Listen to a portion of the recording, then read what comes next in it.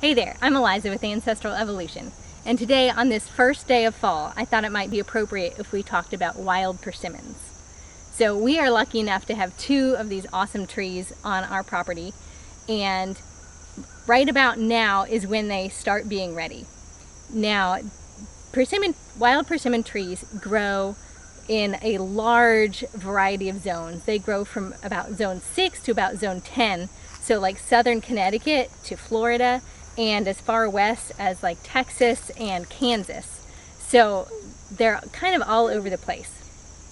Now, you may be familiar with like commercial persimmons. Those persimmons are going to be a lot bigger and a lot firmer, and the Asian persimmons also a lot firmer. These persimmons are much smaller, they are much softer, and they have about zilch of a shelf life. So they're there and then they're gone. So if you have one of these trees around you, you're going to want to get on it quickly. Now, there are a couple ways that you can kind of identify the trees. These trees tend to be really tall, up to 80 feet tall, and kind of a slender trunk, and their bark has kind of a distinctive pattern. If you can kind of see behind me, both of these are persimmons here, and they go up really tall, and then they have like a narrow canopy at the top of the tree. But one of the first things you may see in terms of identifying these trees are the fruits dropping to the ground around this time of year. So they kind of start dropping around the end of September and can be up until like mid or late November.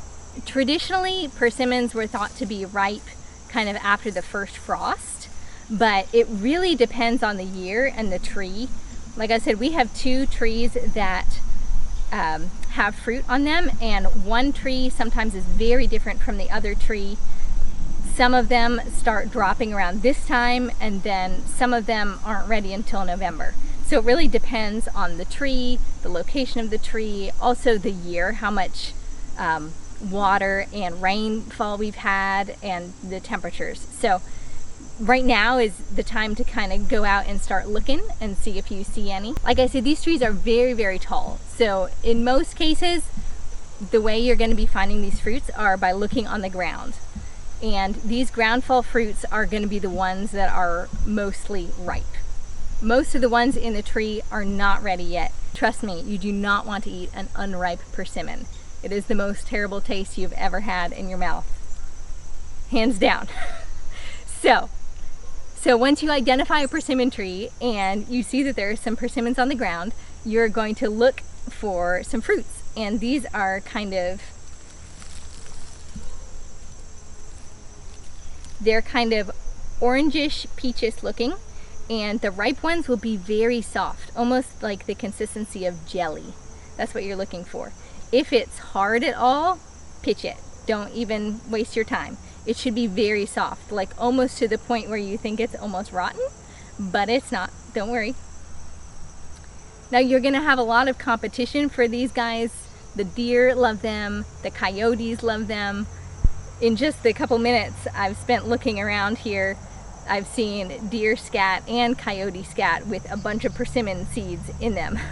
So you're going to want to kind of keep a lookout for them before other things get to them. All right, let's take a look and see how many we can find. All right, so here are some of our fruits. Now these, if you can kind of see, they're very soft. They're almost like the consistency of like jelly or something.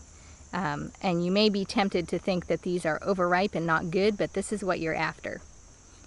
Here, they're very kind of mushy.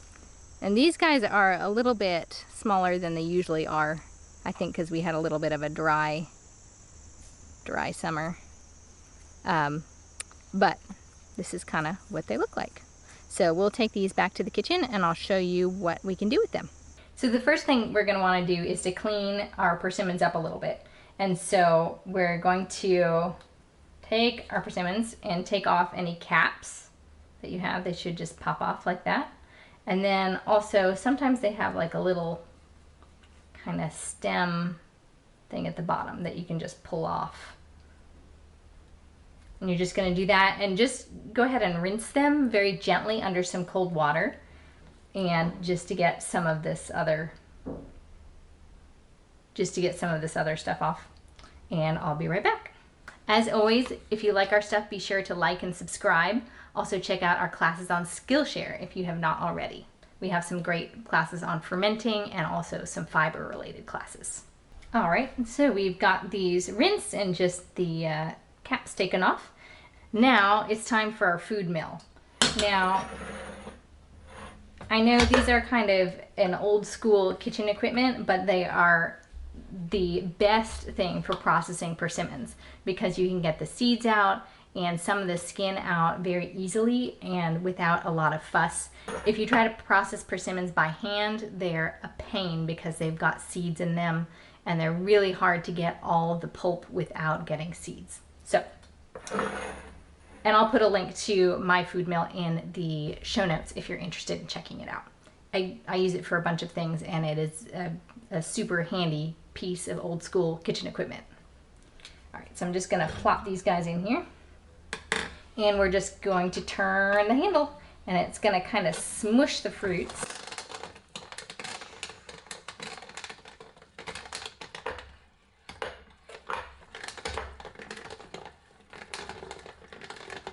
All right, once you've smushed things up to your liking, we can take a look at what we've got. So you can see the pulp kind of coming through the bottom here.